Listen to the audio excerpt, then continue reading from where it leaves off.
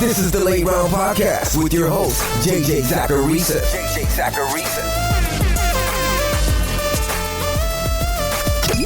What's up, everyone? It's JJ Zacharisa, the editor-in-chief at FanDuel and at NumberFire.com, and this is episode 237 of the Late Round Podcast, one of the many shows that are part of the NumberFire Podcast Network. Say it with me. Thanks for tuning in. I've got a short work week, so this is a special Wednesday edition of the Late Round Podcast Mailbag. I couldn't go a week without answering your fantasy football-related questions, apparently. Before we get to those questions, though, I wanted to let you know that with the NBA playoffs underway, FanDuel is offering you a free shot at 2 tickets to the NBA Finals. Every night of the playoffs from now until May 14th, they'll run a free qualifier with $1,000 in prizes. If you win, you will then advance to another contest at the end of the playoffs where you could win a share of $20,000 in prizes and 2 tickets to the finals. For more information on the NBA Fantasy Playoffs, visit FanDuel.com or download the app today. Eligibility restrictions may apply. This first question's an email. It says, JJ, love the pod. Thanks, I love you. The rookie scouting info has been great. My question is, where do you see the big tier break in this year's first round for rookies in Superflex? For reference, I have pick 111, and I'm wondering how much should I try to move back or forward? And obviously the NFL draft can change this. Thanks, Danny from Orlando, Florida. So I mentioned this on last week's show, or I think it was on last week's show, but my top players in rookie drafts right now are N'Keal Harry, Hakeem Butler, and A.J. Brown. I think after those three, there's a drop in tier. But in Superflex, it's a little bit different. I think Kyler Murray is pretty much the locked-in 101 in a Superflex draft. So to your question about how much you should try to move back or forward, at 111, you're not really close to being at that big tier break. And as I've been saying, there's a lot of things that are going to change once the draft is over, so estimating where that teardrop will be is going to be difficult. The one thing I keep going back to is that I do think that there are a lot of viable wide receivers in this class, but there aren't as many obvious studs. I really do like those 3 wideouts I named, so Harry, Butler, and Brown. I think that they're really good bets. But depending on landing spot, you can make the case for probably 5 or 6 different wideouts to be ranked 4th. That means there's going to be plenty of players in that same tier when you're up to pick at 111. Considering all of this, I've admittedly traded back more than I've traded up this year. I was hoping that teams would devalue those earlier round picks more than they have, considering everyone knows that it's not a very top-heavy draft. But since it's not a top-heavy draft, I'm okay with getting more players in an effort to hit with some of them. So without knowing more about your team, your needs, how the draft typically goes, my general feelings towards rookie drafts this year is to trade back. But I think you're fine in the 111 spot for a Superflex draft because there's a chance a good wide receiver falls, or you can always get a running back who ends up going to the right spot in the draft. So you do have some flexibility there. This next question is from @RossVerba. Better season, Mark Ingram or Latavius Murray? So I know I sent a tweet out about a month or so ago about how the Saints have consistently ranked first or second in running backs points scored over the last decade, but my answer here is Ingram. My projections say the same thing too. Ingram comes in with 237 rush attempts and almost 1,100 rushing yards. He gets hurt in the passing game with these projections, but it's not like Latavius Murray is projected to be any better as a receiver given the role that he's going to play in New Orleans. And since he won't see as much work on the ground, the edge goes to Ingram. As of right now, Ingram is the RB24 in my projections. Latavius is RB33. So there's a pretty decent chunk from one player to the next. This next question is an email from Mike. It says, do you look at other analyst projections to gauge your own or to see if you're higher or lower on players? Yes, absolutely. As an analyst, my goal is to teach you guys the things that I'm studying, to be accurate, and to be entertaining. The way I become accurate is through learning. And I know that I'm not going to see every piece of news or completely and precisely project every single role a player is going to play in a given season.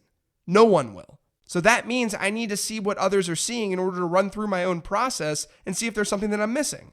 So let's just run through an example. Let's say my projections are finished and I seem to be way lower on Sony Michel than the consensus.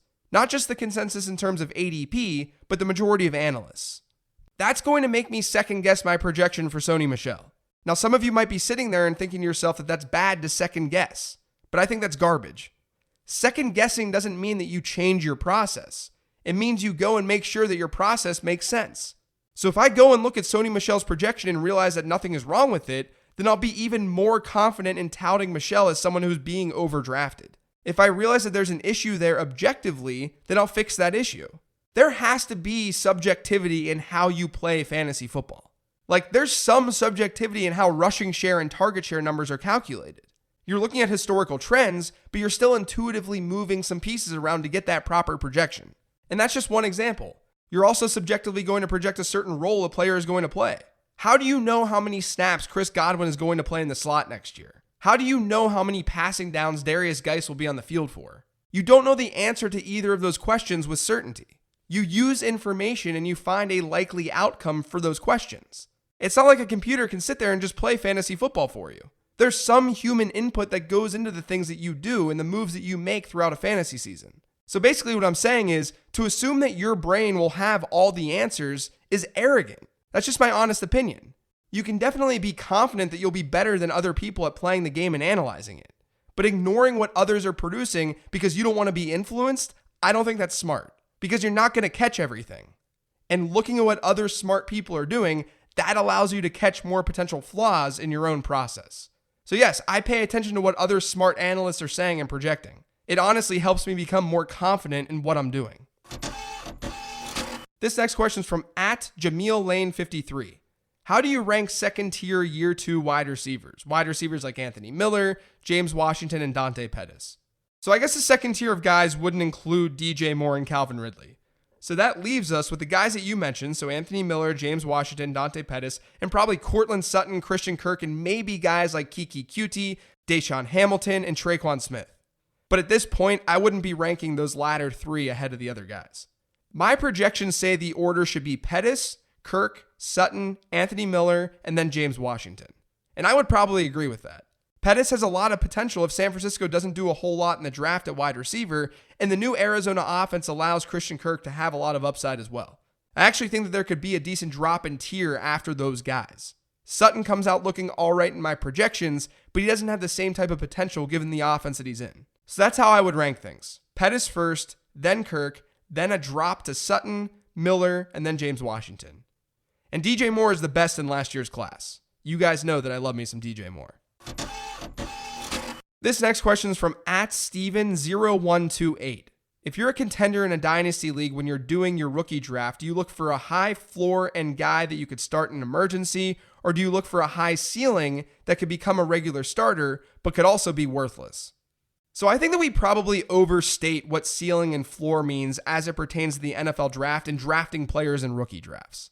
With guys who are already in the league, we know ceiling and floor is just the variance in how many points a player is going to score in that particular offense. But with rookie drafts, you have less of an idea as to how these players will do at the NFL level. And then on top of that, you have less of an idea of how their teams are going to want to use them. So your overall projection is going to be far worse.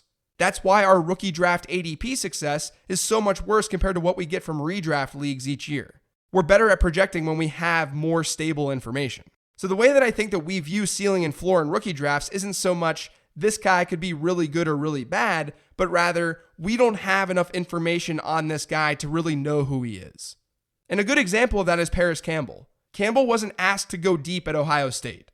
He had just 2 deep ball receptions last year according to Pro Football Focus. Does that mean that he's a high ceiling player? I guess that you could categorize him as that, but that's only because we just don't know. And I don't think that's a reason to then draft him over someone that you perceive as safe. Because oftentimes that safe player, he can exceed your ceiling expectation. Because as I just said, we're pretty bad at scouting these guys. But in the case of being a contender, it all depends.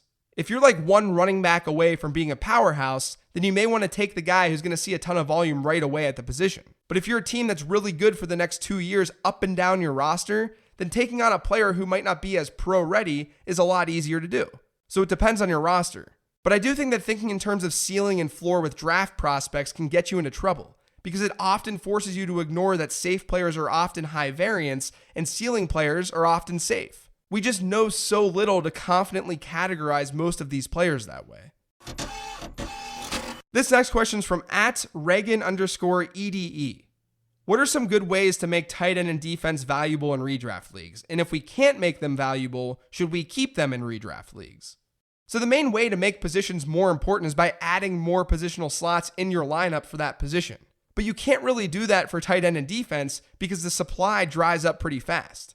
I mean, I guess that you could for defense, but that wouldn't be very fun from a predictability standpoint. I would argue, though, that tight end isn't as bad as people think. The position certainly isn't deep, but that's forced players like Travis Kelce and George Kittle to have pretty high ADPs.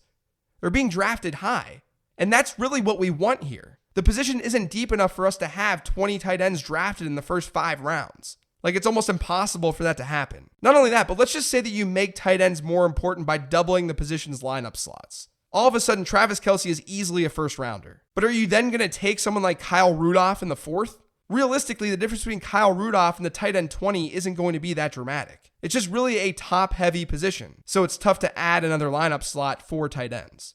The one way to at least give tight ends a little bit more value is to change the scoring. Make it a tight end premium league. That'll force Kelce and Kittle and Ertz to be even more valuable, all while allowing league managers to strategize around the position. But I actually think that things are fine right now. If you want to take defenses out of your league, I've got no issue with that. Even tight ends. But I don't think tight end is nearly as much of an S show as the industry says. If it was, then we wouldn't have any tight ends being drafted early. This next question is from @FFTylerO. Where is the best landing spot for your favorite rookie wide receiver and running back? Best in terms of having a fantasy impact their rookie year. So N'Keal Harry is my favorite rookie wide receiver, and I don't really know if I have a favorite running back in this class. Maybe Miles Sanders? I won't necessarily rank Sanders or even David Montgomery, who I like a lot, at RB1 pre-draft because Josh Jacobs is supposed to go earlier, but those are 2 of my favorites in this class. At running back, and I talked about this last week on the Mailbag show, there are some locations that they could go to get volume right away. One of them is Oakland, or maybe Tampa Bay or Chicago. Now for N'Keal Harry, I'd love to see him go to New Orleans or Indianapolis. I think the reason for that is fairly obvious. I will say though, I don't think that there's one singular landing spot that I want for any particular guys. I think it's more about avoiding landmine spots. Like if you guys remember last year, I was really into John Kelly as a late round pick. And then he was drafted by the Rams, so that dream died instantly. He's going to be playing behind Todd Gurley. I just don't want a player like N'Keal Harry to go to a place like Baltimore. As I talked about on last week's Mailbag show, the Ravens are looking like a team that is going to just waste away wide receiver talent for fantasy purposes. This last question is from @BrianMaloneFF. What's your favorite way to watch the draft? Networks, live fantasy show, Twitter, some combination of the above? I usually have a network running so I can actually see what's going on, and then I have Twitter as a companion for all the horrible takes that come when a player is drafted. But I'm also working during the draft, so I'm typically sitting next to my laptop so I can also fire off those bad takes.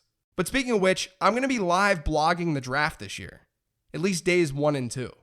So I'll be sending out a link close to the draft on Twitter, which you can follow me @LateRoundQB, and I'll be giving fantasy-driven insights on the picks and throwing in some projections as well. So hopefully you guys are able to check that out. But that's going to do it for today's Mailbag show. Thanks to all of you guys for listening. If you've yet to subscribe to the Late Round Podcast, make sure you are by searching for it on iTunes, Google Play, SoundCloud, TuneIn, Stitcher, and Spotify. And again, if you're on iTunes, please do me a favor and leave a rating and review. Thanks, everyone. I'll talk to you next week.